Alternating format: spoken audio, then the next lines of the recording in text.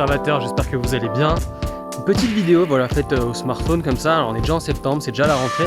Et je voulais vous faire ce petit billet de vacances. Parce que j'ai pu me promener 2 semaines et 2000 km avec ce Ford Nuggets, Ford Transit Custom Nuggets Plus, je vais vous en parler après. Et là je suis dans les Cévennes, j'ai trouvé vraiment un joli spot. Regardez-moi ça, on est entouré par cette forêt, j'adore aussi la couleur de la terre ici.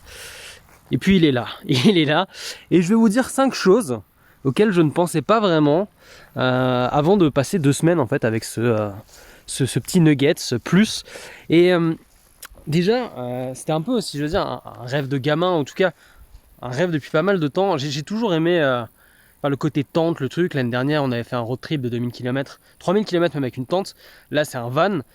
J'ai toujours voulu faire ça. Je regarde beaucoup de vidéos de van life et tout. Et je me suis dit, bon, bah là, cette fois-ci, c'est un peu moins la mode que l'année dernière, parce que l'année dernière, avec le confinement, c'était un truc de malade, tout le monde voulait faire ça. J'ai réussi à m'en procurer un. Ford m'en a prêté un et je les remercie. Et donc, je vais vous en parler un petit peu. Alors, déjà, juste. Vu qu'on est bagnolard et qu'on on a envie de savoir. Donc en fait c'est une base de transit qui est bien réussie je trouve en termes de design. Quand il y a les feux LED qui s'allument ici, je trouve que ça a vraiment de la gueule. Donc c'est un Ford Transit Custom et ça a été fait par donc, Westphalia, qui fait aussi des Volkswagen, California, tout ça. Il y en a plein, hein. Il y a Chausson, il y a Possel, voilà, là c'est Westphalia. Et donc j'ai 185 chevaux, c'est un moteur diesel, 2 litres, et c'est la version plus, c'est-à-dire que il a cette partie qui est un peu plus longue. Donc il est pas si haut que ça, il fait 2,09 m, mais il est assez long avec cette partie-là parce que vous allez voir à l'intérieur, il a un petit quelque chose en plus. Je vais l'ouvrir et je vais vous en parler. Hop, attention. Je vous ouvre la maison, c'est parti. La première chose dont je voulais vous parler, je viens de le dire, c'est que c'est comme à la maison. D'ailleurs, je vais enlever mes chaussures pour rentrer, pour pas salir, voilà. Pourquoi c'est comme à la maison? Parce que il y a tout le confort d'une petite maison. Première chose, là c'est une version avec toit relevable, donc j'ai relevé le toit. Toute cette partie-là, où il n'y a aucun souci, je peux me mettre debout, j'ai pas de... Voilà. Par contre, quand le toit est baissé, croyez-moi, c'est assez fatigant parce que vous voyez par rapport à ma taille, donc il faut vraiment que je me baisse. Et ça, c'est en fait dès qu'on est à l'arrêt, on a envie de soulever ce toit, mais le problème c'est que dès qu'on soulève ça, c'est un peu du caravaning. Je continue. Là, vous avez la partie salon. Les 2 sièges ici peuvent se pivoter, peuvent tourner. Du coup, on peut se mettre à 4 voire à 5. Ici aussi, au niveau de la carte grise, vous avez des ceintures. Donc vous pouvez être à 4 ou à 5 avec des amis, c'est ça qui est pas mal. Donc la partie pour manger. Après, alors je vous ai tout laissé, hein, c'est la vraie vie. On a le petit évier avec le petit robinet. On a encore de l'eau, on en a presque plus d'ailleurs. Mais on en a encore. Je vous en parlais après, de l'eau, tout ça. Ici, on a 2 feux. Je vais vous mettre des images quand j'ai cuisiné ce matin, des magnifiques penne. Et on a un petit frigo qui est vachement bien foutu. Voilà, qui est comme ça. Il y a de l'eau, il y a tous les basiques. Attention. Vous voyez, tout est au millimètre hein, dans un van. Mais ça reste comme à la maison. Il y a des éclairages. Je vais vous montrer les éclairages. C'est très bien foutu. C'est juste ici. Je vous parlerai après de la batterie externe et tout. On a des éclairages là. Je vais vous le laisser d'ailleurs. C'est assez joli. Même éclairage au sol. On en a là. Il y a des éclairages partout. Il y a des petites prises USB. Voilà. Vous voyez, j'ai ma prise USB ici. Hop, ça c'est clair. Ici, voilà. On continue la visite. Il y a les petits rangements. Là pareil, pour l'alimentation. Je vous montre parce qu'il y a très peu de vidéos, on voit en détail. Alors là, il y a les vêtements, on fait comme on peut. Hein. C'est pas gigantesque, mais tout doit être à sa place et rangé. Ça, c'est hyper pratique la nuit. Vous appuyez là, vous avez des LED. Et ça fait aussi un peu une lumière zénithale, on le met là. Et ça éclaire le plafond la nuit, enfin ça c'est vraiment cool. Et ici il y a la salle de bain, je vous le fais pas dire, une salle de bain. On a un petit robinet qui est très bien foutu parce qu'en fait quand on met beaucoup d'eau, on peut y aller un peu à la barbare. Hop, il y a tout qui coule, il n'y a pas une goutte, c'est vachement bien. Robinet aussi avec la petite douchette quand vous êtes à l'extérieur, donc on peut pas se doucher à l'intérieur. Je suis désolé, hein, il y a la poubelle, hein, c'est la vie. Mais on peut quand même se doucher à l'extérieur, ça c'est bien. Et le grand luxe, et c'est pour ça qu'il s'appelle Plus, c'est ce coin-là, le coin salle de bain, comme je vous disais, avec ces toilettes chimiques. Alors, c'est pas le truc le plus écologique de la Terre, mais en tout cas, bon, elles sont là et ça fonctionne. Et ici, on accroche l'échelle et le lit peut descendre. Donc, c'est assez bien foutu, ça fait quand même un grand lit. On est plus ou moins à 2 mètres sur 1,40 m. Donc, voilà. Je vous ai fait un peu tout le tour et c'est pour ça que j'ai envie de vous dire, c'est comme une maison. Et on s'y sent bien. Franchement, c'est hyper bien foutu. Et je m'attendais pas en fait que aussi facilement on puisse faire à manger, qu'on n'ait pas vraiment de soucis de place et tout. La deuxième chose dont je voulais vous parler, et forcément c'est un van, c'est que ça roule. Vous allez me dire, bah forcément, c'est un peu le principe du truc, c'est un peu con ce que tu nous dis, mais ça roule vachement bien. Donc là, on a un moteur 185 chevaux de 2 litres. Sur l'autoroute à 135, c'est franchement, je vais vous parler de la consommation, je vais vous montrer d'ailleurs un peu le tableau de bord, mais on est à 7-8 litres. Vous voyez, on est vachement bien positionné. J'ai un amour pour ça, je ne connaissais pas ça. Le fait de pouvoir avoir de chaque côté son petit truc pour mettre ses bras là, les accoudoirs, pardon, c'est juste génial. J'ai l'impression d'être un peu un camping-cariste déchu, mais j'adore ça. Et en fait, on est vachement cool, on a une position de conduite qui est bien. J'ai une boîte manuelle 6 vitesses, ça peut être un peu fatigant. En fait, pour faire simple, sur du plat, ça se conduit presque comme une voiture. Il n'y a même pas trop de bruit, ça vibre un peu, mais c'est gentil. Par contre, là, on est sur des routes, c'est la Cévennes, on était aussi en Savoie. Sur les routes de montagne, c'est quand même lourd, on ne peut pas rouler avec trop d'eau parce que forcément sinon on le sent. Et la boîte de vitesse, bien qu'on ait quand même du couple et qu'on ait 185 chevaux, on est toujours en train de jouer avec la boîte de vitesse, c'est un peu le truc. Mais voilà, on a fait 2000 km, on les a fait vachement bien ces 2000 km. Voilà, pour ça, je vais vous mettre quelques petites photos en même temps que je suis en train de parler. On est descendu d'abord, on était du côté du Gâtinais, donc on est parti de Paris, le Gâtinais. On allait dans tout ce qui est Morvan, après on est descendu du côté de Grenoble, après on est allé jusqu'en Savoie. Je vous mets les petites photos, hein, comme ça vous voyez. Et franchement, alors, en montagne, on sentait qu'on était un petit peu au bout de ses possibilités. Ça se fait, hein. C'est juste que quand on est habitué à rouler avec une voiture, c'est pas une voiture non plus, c'est pas un camion, mais voilà, c'est la taille d'un van, il faut en être conscient, quoi. Et c'est un 2 roues motrices, donc allez pas faire non plus du franchissement avec. Une fois qu'on était là, on a descendu du côté des gorges du Verdon, et on est allé à Sisteron, c'est vachement joli. On est descendu, on allait voir la Canebière, on allait voir Marseille, Montpellier, l'Occitanie, on est remonté, et là on est dans les Cévennes. Donc comme quoi, on peut rouler avec, j'espère que les petites photos ça vous fait aussi un peu voyager, c'était le but de ça. Et autre chose, je continue donc avec les choses que je ne savais pas, la troisième chose auquel j'ai été confronté et auquel je ne pensais vraiment pas, c'est l'eau.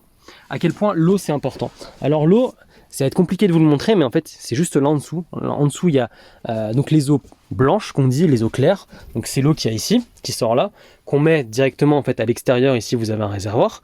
Et après il y a les eaux grises, qu'on peut, hop, juste ici, vidanger, mais il faut pas le faire n'importe où, il faut aussi faire attention de manière générale, utiliser des choses un peu clean, qui n'ont pas de produits chimiques dedans. Et après il y a encore les eaux noires, donc ça c'est la cassette, et là il faut vraiment aller dans des endroits spécifiques. Donc tout ça je le savais.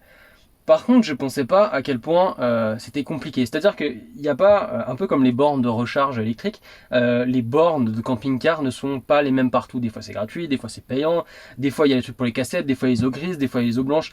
Et par exemple, rien que pour remplir, des fois on était obligé de prendre une espèce de gallon, une espèce de jerrycan de 3 à 5 litres avec un entonnoir. Des fois, vous avez juste un espèce de robinet comme vous avez dans votre jardin, mais il n'y a quasiment jamais d'adaptateur, donc j'ai acheté 5 adaptateurs différents. C'est pas compliqué, mais il faut le savoir, c'est un truc à prendre en compte et je pensais pas que ça allait être si compliqué à chaque fois de trouver des endroits. Et ce qui est fou aussi, c'est qu'à peine on est arrivé, à chaque fois il y a un camping-car ou un van et tout. Alors c'est sympa, on discute avec des gens, à chaque fois quasiment d'ailleurs, les gens sont assez sympathiques, mais c'est un vrai truc à prendre en compte. Autre chose à prendre en compte que je pensais vraiment pas, c'est peut-être cette configuration qui est comme ça, le toit relevable. Ici cette toile, elle est pas du tout isolée. Je pensais un petit peu, c'est génial en été, mais par exemple on a un été, je pense vous le savez, nous on est descendu dans le sud, à la base on voulait aller en Bretagne, on a un été très froid, même ici des fois il faisait 11-12 degrés la nuit, et ben croyez-moi qu'on se les pèle de une. Il y a un lit en bas, donc on pourrait dormir en bas, mais c'est quand même moins sympa, le lit est moins confortable, donc on a un chauffage. Pour ceux qui connaissent, c'est un Webasto, en gros c'est une espèce de petite chaudière qui sort donc juste ici. Il y en a une autre là-bas, et tout se passe sur ce panneau de contrôle. Et je voulais juste vous montrer ce panneau de contrôle, et honnêtement, on est bien content de l'avoir, ce petit panneau de contrôle, et on est bien content d'avoir le chauffage et tout. Alors, vous avez le voltage, la batterie, on n'a pas de panneau solaire sur ce modèle, mais on a une batterie en fait qui est d'ailleurs en dessous du siège passager, qui font que franchement, honnêtement, on est en termes d'autonomie, on peut tenir, je pense, allez, 3 jours. Sans trop pomper. En vrai ce qui pompe le plus c'est le frigo. Donc là elle charge pas, elle a 12 volts, sinon elle a 13-14 quand on roule. Il y a l'heure, là il me dit attention, c'est parce que j'ai presque plus d'eau, et ça c'est la température dehors. Voilà, on est en plein sud, enfin dans les Cévennes, on est déjà pas mal dans le sud, on est en août et il fait que 20 degrés. C'est, enfin voilà. Hop, et là il y avait aussi, il me disait que le frigo fonctionne. Donc ici vous avez l'heure, je vais pas aller dans tous les détails, vous avez une alarme. Vous avez l'eau, ce dont je vous parlais, donc les eaux grises, donc là on voit qu'on a les eaux grises qui sont un peu remplies, et les eaux propres, l'eau qui est censée être potable, qui clignote parce qu'on n'en a plus.